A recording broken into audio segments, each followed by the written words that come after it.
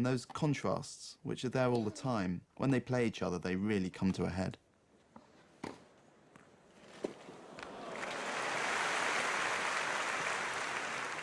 I think that's probably the biggest difference, how they both feel the game. Roger with a lot more flexibility on what he does because of his God-given talent, and Rafa with his tenacity and his will to win. Et l'autre, il sert, et puis il faut retourner. Donc il faut passer de quelque chose de très explosif, très athlétique, à quelque chose de calme, avec beaucoup de feeling, avec de l'anticipation et de l'harmonie.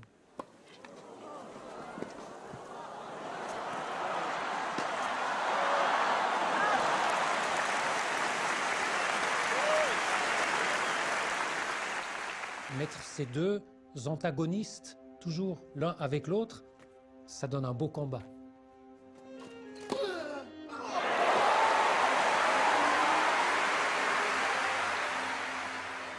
Ramos and set point.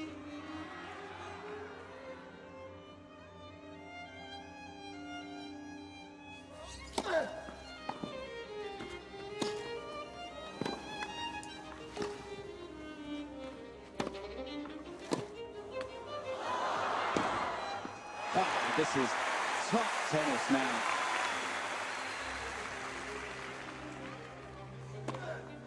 Tennis is a very cerebral game. You have to be able to deal with the ups and downs. Advantage, Federer. Bit of a battle, this game, isn't it? The point is you have to know yourself.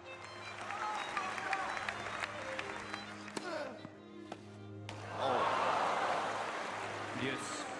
Oh, that's a real body blow.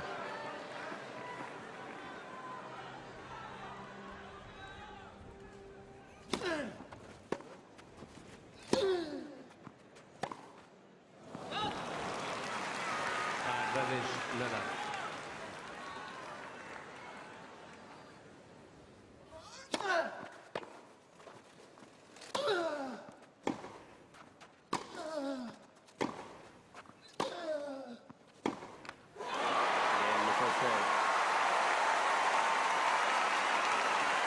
Nadal, 6 games to go. Creo que las dudas son buenas, porque las dudas te mantienen alerta en todo momento, juegues contra un rival o juegues contra otro. Y yo creo que el hecho, como te he dicho antes, de nunca considerarme suficientemente bueno y de tener esa duda, siempre me ha empujado a hacer algo más y buscar soluciones para ser mejor.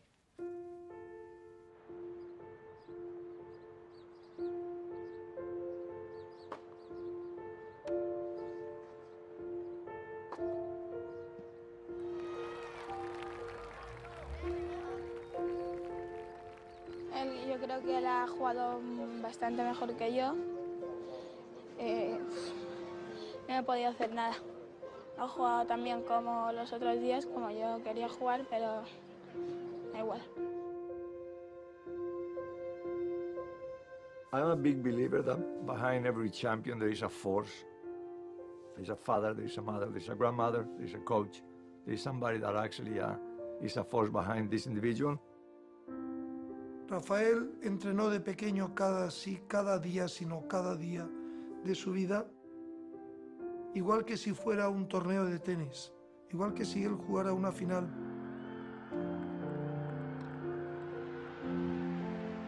Siempre pensé que llegar arriba sería complicado y que tendríamos que afrontar diversas dificultades. Por eso yo intenté siempre fomentar en Rafael un carácter duro para soportar tal dificultad. Mi ambición pues sería llegar lo más arriba posible. Pero de momento estoy aquí, estoy el 112 del mundo y no falta mucho. Es decir, y hay que seguir intentar mejorando y todo. No es nada fácil. Bueno, él todavía no era el Nadal que luego conocimos. Yo en ese momento pues ya estaba con él entrenando bastante frecuentemente en Mallorca, entonces ya nos conocíamos muy bien.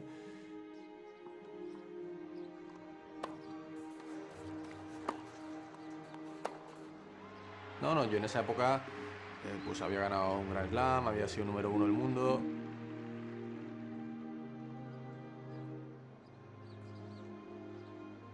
Es verdad que en entrenamiento yo recuerdo que casi siempre le ganaba yo, ¿no? Pero luego una vez empezabas a jugar con él en la pista, se volvía una máquina, digamos. Sí, la primera vez que jugamos torneo oficial fue en Hamburgo.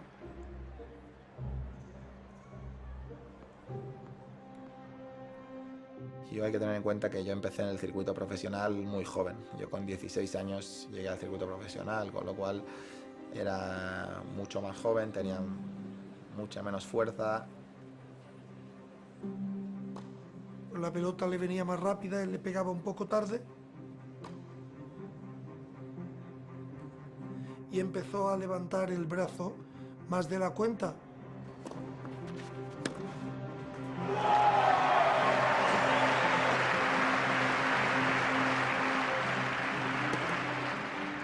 Y se dio cuenta que con eso también ganaba. Él es capaz de jugar un tipo de bola, un tipo de tenis que antes no se había visto, ¿no?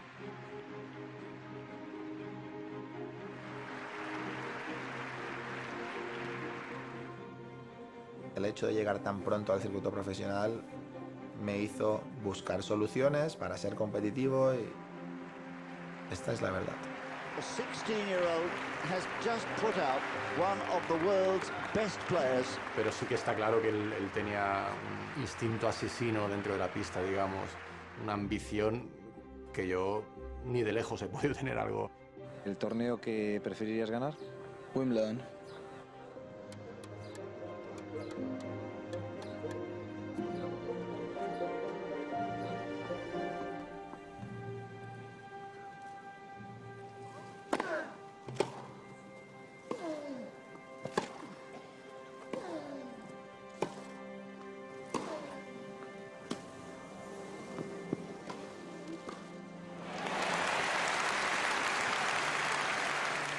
This was Federer's house.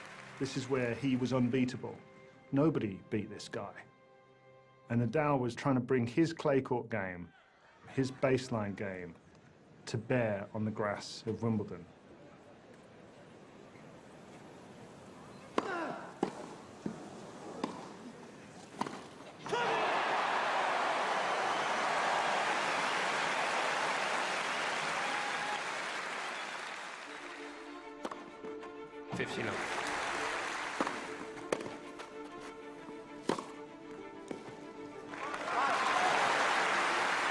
We talk about the intensity of Rafael Nadal, and we don't talk about that with Roger. He's so relaxed, so this and yeah.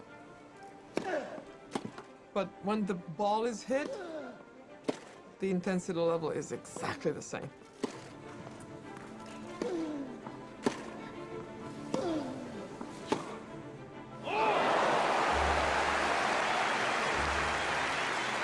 Federer definitely looking like he's finding that rhythm, that groove on his serve, which we've seen, which has been ever present this tournament.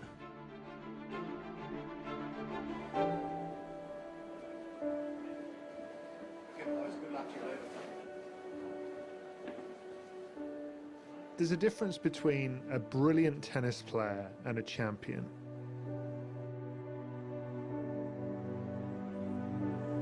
And many brilliant tennis players don't become champions. And until you taste victory at the very highest level, you don't know how to do it.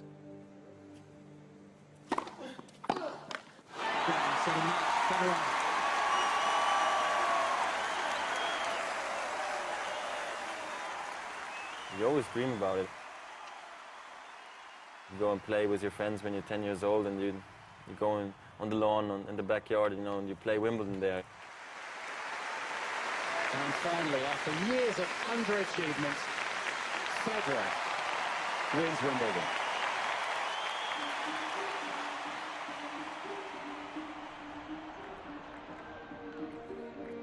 Now I'm much more relaxed going into Grand Slams, just because I don't have to prove it like I used to.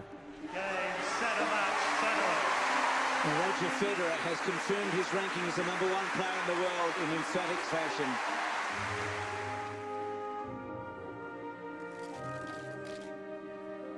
I think when Roger arrived on tour, he put the tennis to another level. For him, Wimbledon is the most important tournament. It's always a tournament he wants to win.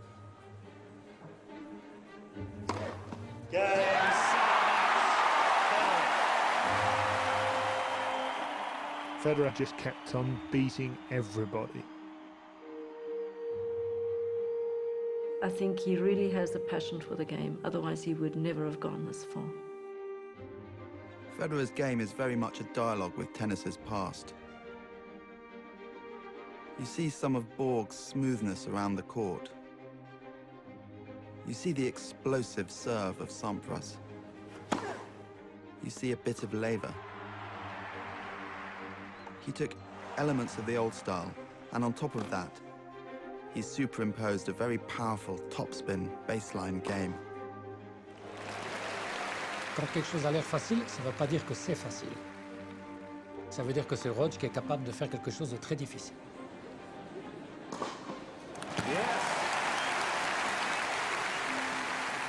Il est beaucoup plus complexe que la majorité des joueurs, beaucoup plus créatif. Actually, when I was young, I never thought I could play tennis the way I'm playing it right now. I always knew there was some hidden talent in me with my strokes and with my style of play, but that I could actually explore it as much as I did now. It's for me also a big surprise.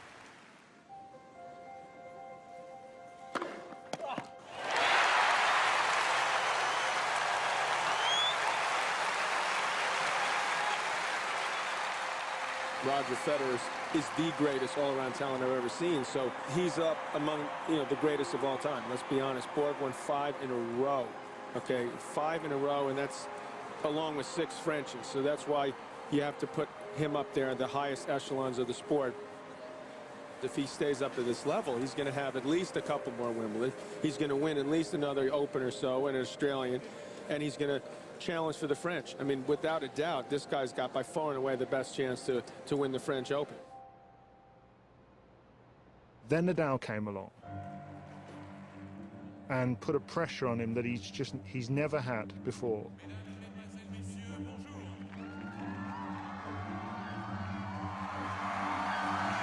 Roger Federer coming out for what is undoubtedly the most significant match in his entire career to date.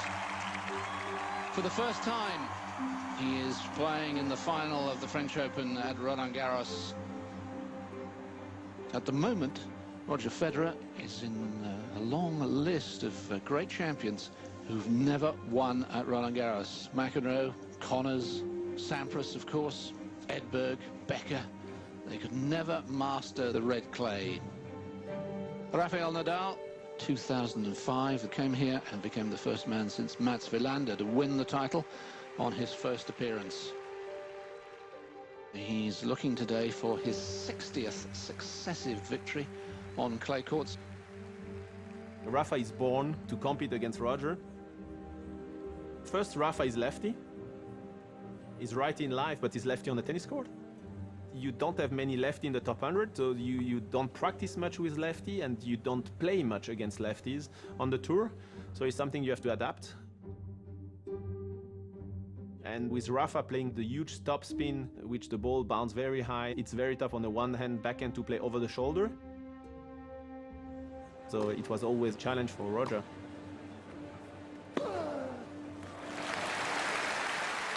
I think Nadal was probably the first one to ask him questions that he was unable to answer. Nadal owns this place. He's such a tough competitor. Roger, for a few years, there didn't have anyone really contesting him, and he won so easily. For like 3 years, I mean, he was just, no disrespect to Philippoussis and Roddick, but there weren't, Nadal. And so I felt like he's been challenged here. I think Nadal was necessary. People were saying Federer is unbeatable. He's got no weaknesses.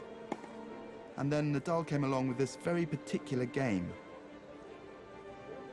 In some larger sense, you could almost say that the gods of tennis sat around and thought, the game is becoming unbalanced. And in a sense, he was put on earth purely for the purpose of defeating Federer.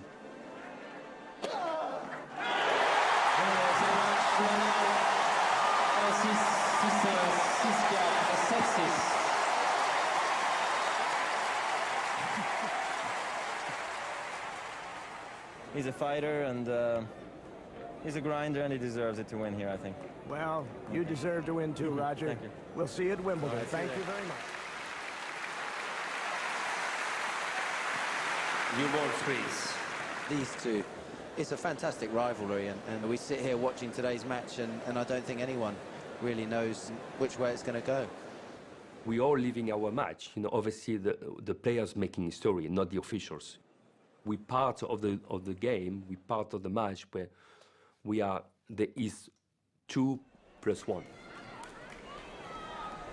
There's a real atmosphere bubbling up in here.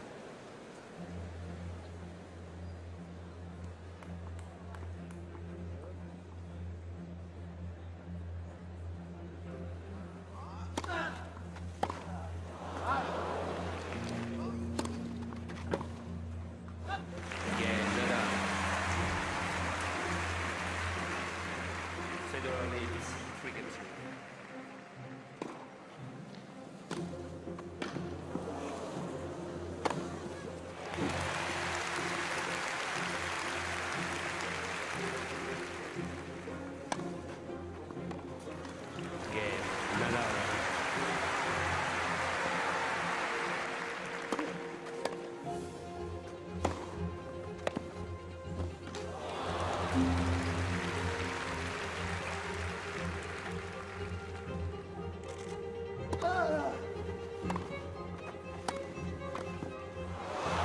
Yeah, he's picked him up. And Nadal is very much back in this set.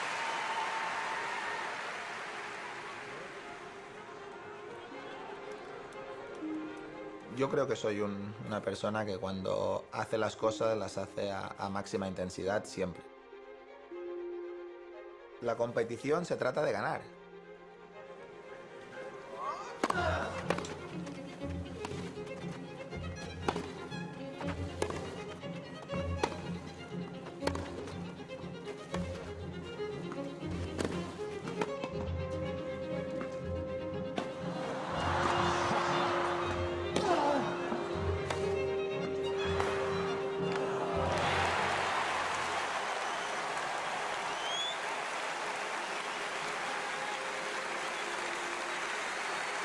What have you got to do to win a point against Rafael Nadal? Rafa's the greatest fighter I've ever seen on a tennis court, and I played Connors 30 times. I know what it's like to play guys that seem like every point's the last point they're ever going to play, and it's inspiring, but it's also intimidating.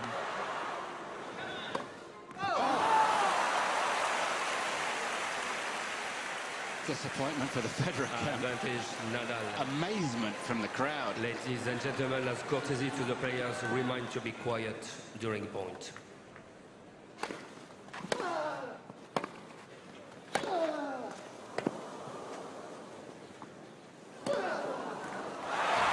Nadal. He has forced his way back into this set and will serve for a 2-set lead. Nadal leads 5-4. Second set. He is a great man running out of ideas. He's certainly got to make something happen pretty soon. He's certainly running out of time, it would appear. And it's set point for a 2-set lead to the Spaniard.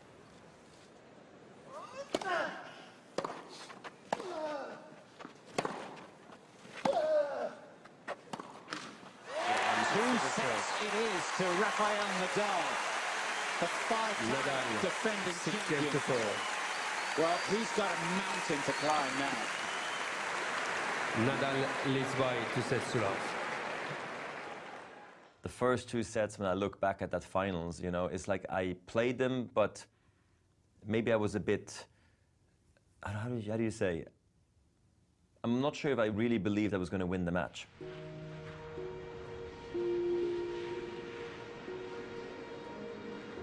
My problem was that I had lost in the French Open finals a month earlier against Rafa in a terrible way. Rafael creo que tuvo un gran año en pista de tierra. Después fuimos a Roland Garros y Rafael jugó, creo que su mejor torneo. Rafael Nadal had been trying to reel in Roger Federer for years. This guy just plays so hard every point. And then finally he absolutely thrashed Federer in a way that he'd never done before. A rare vision. Roger Federer without that confidence, without the champion's body language. That was destructive tennis. Federer looked like an old man that day. Right now, he's embarrassed to be out there. He doesn't know what to do.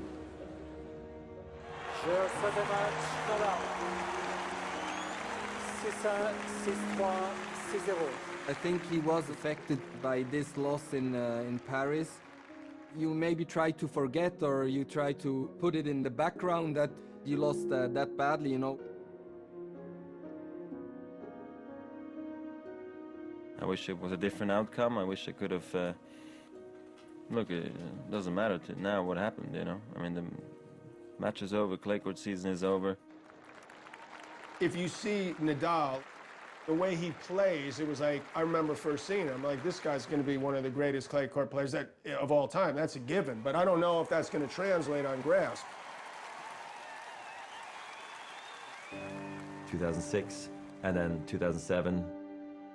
Rafa was knocking on the door. It was a time where he was the king of clay, I was the king of grass. All of the tennis world would be watching.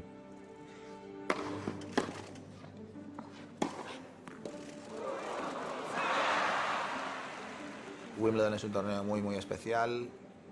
Para mí personalmente, pues siempre tuve la ilusión de jugar en hierba, porque primero hierba es algo que solo se puede prácticamente jugar allí.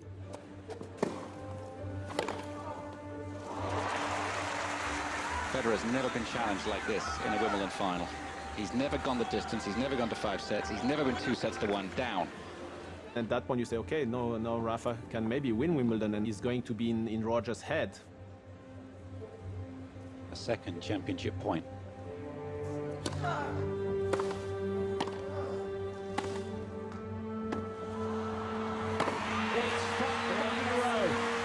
Fantastic, Federer.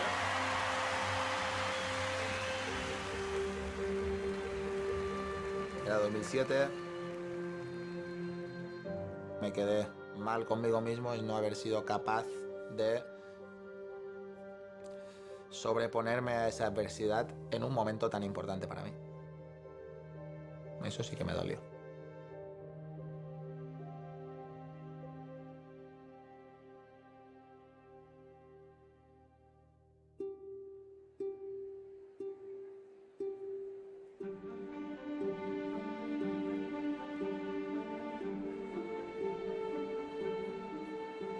Is there a way back in for Federer? There's no doubt he has the ability, but right now, down 2 sets, does even he have the belief? And that's what we're going to have to find out. It's going to be very hard for him to turn it around right now. What if Nadal beats him on grass? Well, if he beats him on grass, everything changes. Everything. The landscape would shift completely.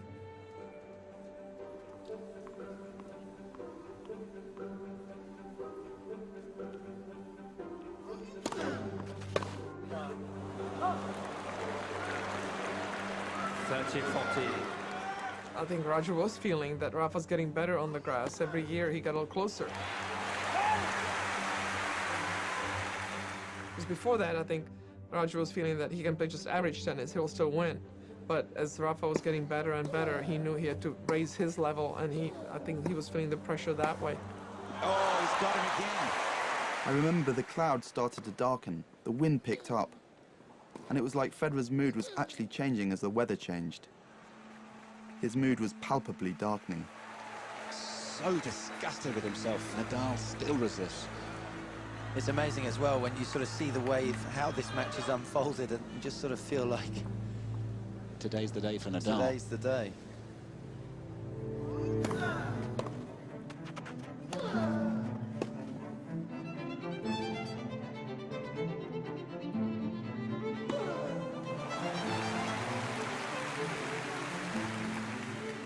the match evolved, you sort of sensed something special was happening because Nadal was winning. Federer was the favourite. He'd been the king at Wimbledon and won plenty of times already, but Nadal hadn't. And it looked like this was going to be his opportunity, so that created an enormous amount of excitement. But you just felt it was never going to be plain sailing. You knew that Federer was going to have an opportunity at some stage. The players are going off. Line judges off, everybody off. The umpire will stay up there probably and be pushed off the court. There he goes. Bye-bye.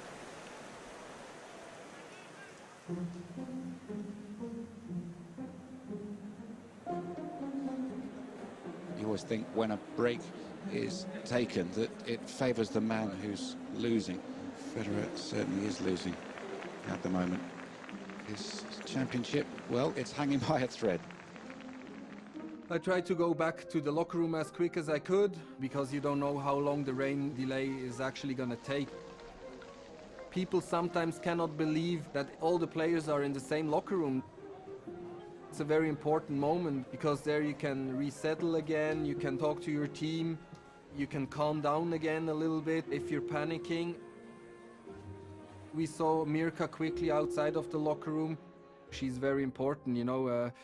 She's also very positive, always believes that Roger can win, and that helps him a lot.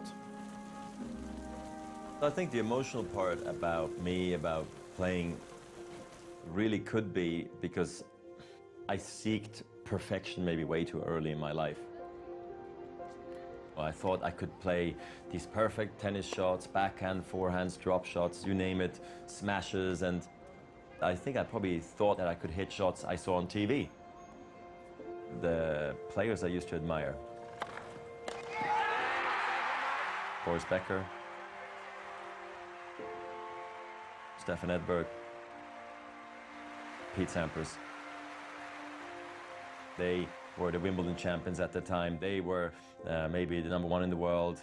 So I think that inspired me to play the way I played then. Very often I would come in and go like, okay, confident, happy and everything, and then I'd be like, bang, hitting a wall and realizing, well, it's not possible yet, you're not strong enough yet, you're not big enough yet. I don't know, you don't get it yet. Roger always had a certain expectation of the standard he wanted to play. When it didn't go his way, that's actually the point when he got so annoyed. You can imagine my parents didn't enjoy it when I was behaving like a brat on the court, throwing rackets and shouting and screaming and crying and playing again and fighting, and it was just too emotional, it was just too crazy for them, so they would be very disappointed in my behavior. We felt really ashamed, and we really took him many times aside and said, Roger, I mean, I'm not going along with you anymore. I'm not playing the fool next to the court while you perform like this. I used to tell him, you know, your bad behavior is like sending an invitation to your opponent and saying, here I am, beat me. I'm really to beat today, so go ahead. And I liked to also get rid of my frustration. And I thought also it might have helped a John McEnroe or a Goran Ivanisevic to play better in the process.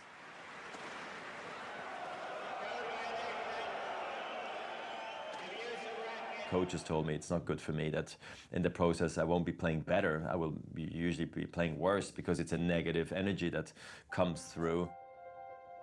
You could see he had talent, but the coaches had to push him quite a bit, a lot of time, and he was testing the limits.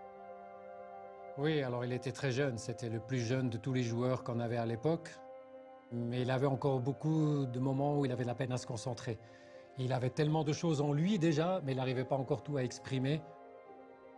Lui, il a vite senti qu'en travaillant physiquement, ça allait quand même l'aider aussi de faire ce qu'il aime faire, de jouer, et de pouvoir encore mieux exprimer ce qu'il sait tellement bien faire, c'est-à-dire être créatif.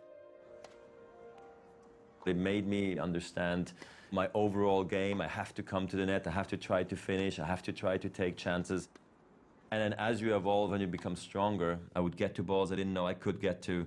And then with my talent and my hand-eye coordination and my technique, I was able to pull off shots I never thought I could. And I feel like that connected everything. And I think this is when it got really a lot of fun for me.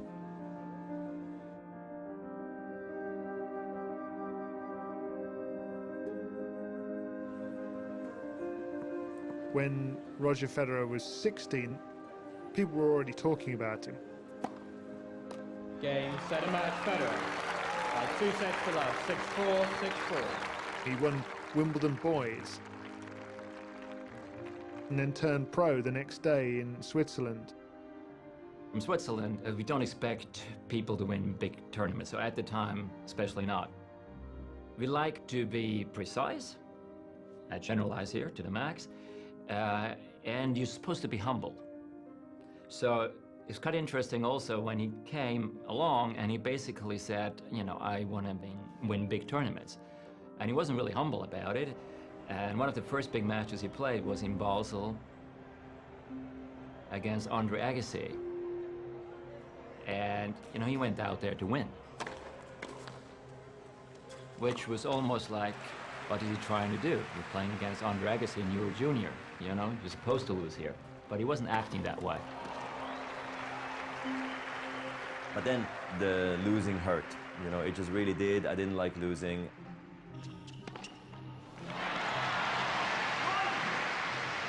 The number of times we would go to tournaments and he would throw in a substandard performance, or he would mentally break down, or he would get emotional, he'd throw his racket. He was losing matches he should have won. I was too far ahead of myself. I don't want to say cocky, but I think I probably thought I was better than I maybe was sometimes, that I could hit shots I saw on TV. He was all flourishes and beautiful trick shots, but there was no identity to his game. Roger was getting very angry on the tennis court. He was breaking racket or whatever when he was young, but he was always respecting the opponent. It was always against himself. He was never being provocative, he was never being unfair, he was never cheating. Alors il a passé par des périodes où il a dû être très très dur avec lui-même. Il est très très autocritique. Alors c'est difficile pour un artiste quand il a envie de s'exprimer et qu'il sait comment il doit s'exprimer, mais qu'il n'y arrive pas encore à le faire vraiment aussi bien qu'il le souhaiterait. Et c'est pour ça qu'au début de sa carrière, ça a peut-être duré un tout petit peu, parce qu'il y avait tellement de choses à mettre ensemble dans le puzzle. I'm telling you, people were rolling their eyes when I kept bringing him up in conversation. When I reached a stage of my career where I'm touring professional, and I just thought, well, honestly, I feel uncomfortable doing this in front of 10,000 people. I don't like to do it when there's live TV watching, and I don't know how many thousands or millions are watching, you know, in their living room, me playing, throwing rackets and shouting, and what is the commentary saying about me? I didn't like that. And I said, I'll change from here on.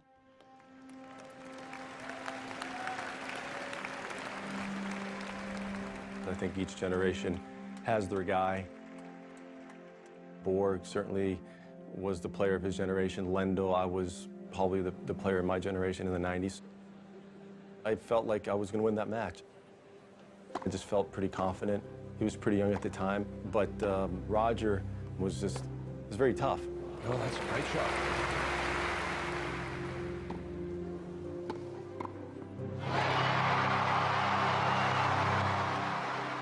I was caught off guard. He was serving huge, he was moving great, he was returning my serve with ease. I just felt a little bit overpowered. Oh.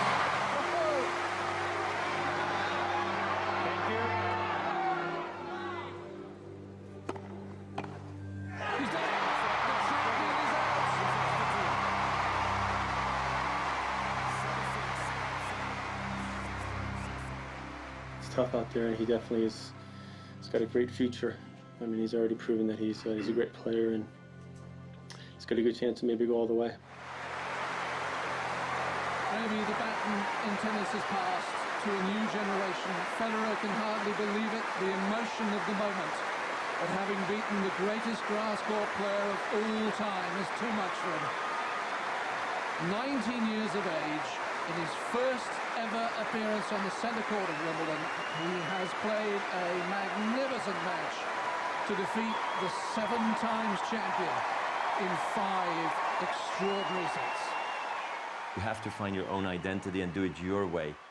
Only, I believe, when Wimbledon rolled around in 2003, I felt like I grew into my own. I felt comfortable with the fighting spirit, the positive and negative energy, how to absorb and how to utilize it in the best possible way.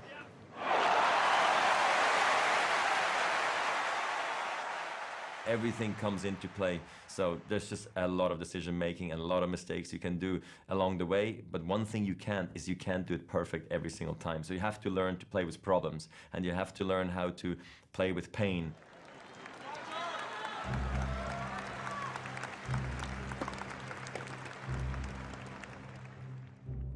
Il faut donc trouver cette harmonie. C'est pour ça que pour Roger, c'est particulièrement important que l'homme qu'il est incarne le joueur qu'il est. Que ça soit la même chose.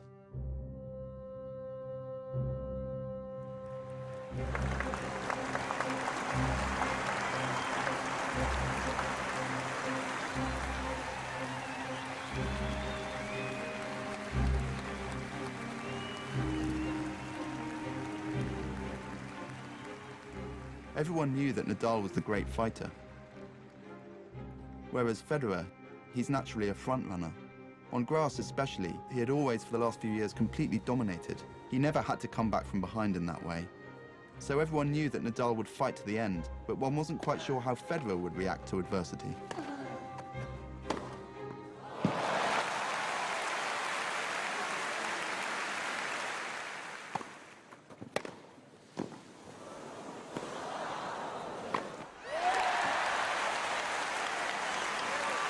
Hello. This has turned round. He loves to win. He's Mr. Nice Guy, but he wants to beat you when he's on the court. He wants to find the solution how to win.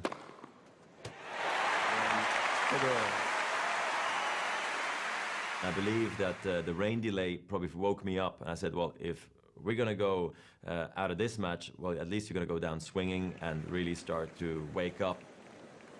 You know, if it does go to a tiebreak, it will be the last roll of the dice for Federer to see whether he can stay in the match.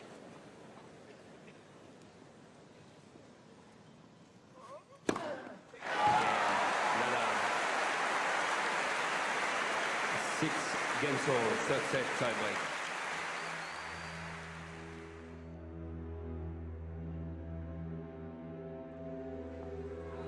Neither player has lost a tiebreaker in this championship so far. Federer's won all three he's played, Nadal's won all four he's played. Something has to give.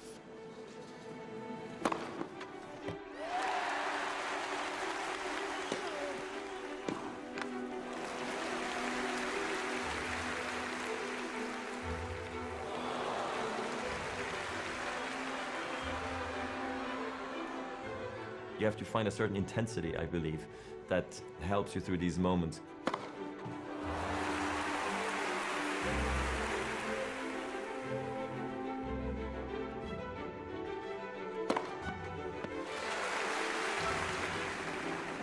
That's part of showing your opponent that you're really interested to win.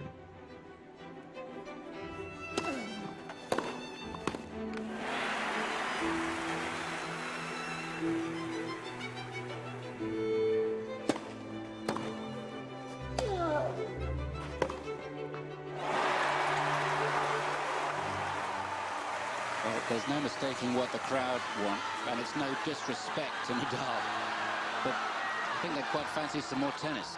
Thank you. Federer certainly wanted to play more tennis, and he still believed that he could turn it around, and it was amazing how he was able to hang in there and maintain the belief against a guy that we all know has caused him a lot of problems. This was someone trying to take away his crown in his own backyard. So 2 sets to love down, you know, the way Federer dug in was impressive. Federer tiene un servicio mucho mejor que el mío.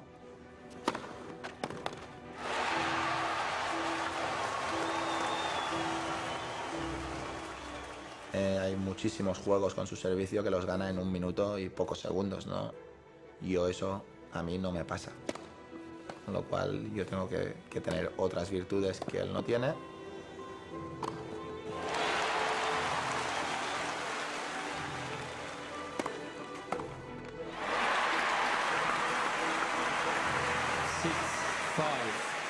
Federer.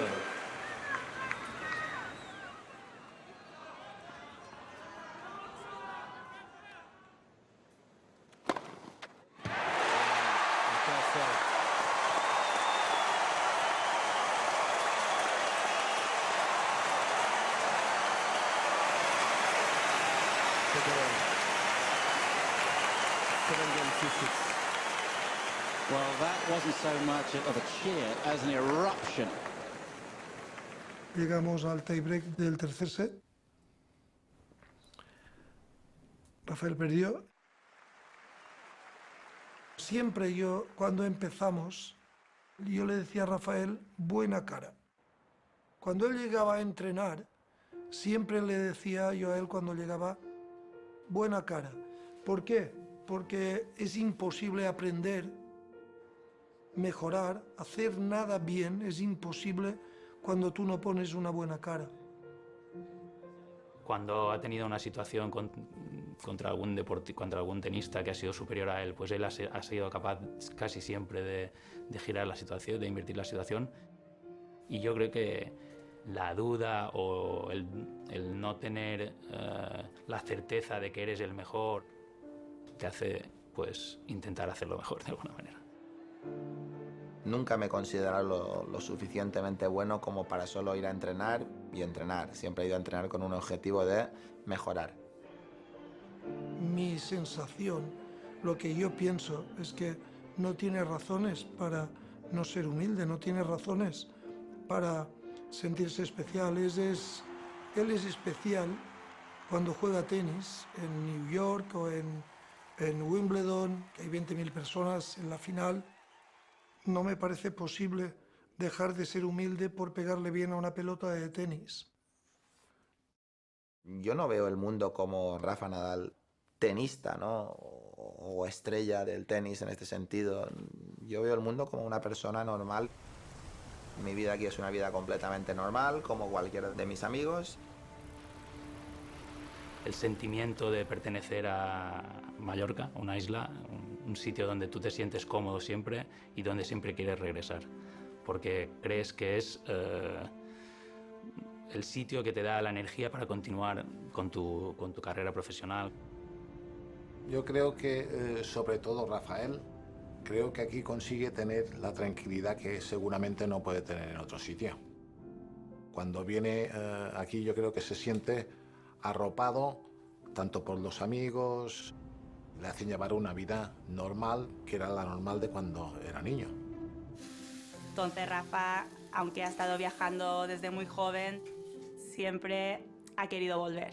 Y yo creo que nunca se ha imaginado viviendo en otro sitio que no sea Mallorca.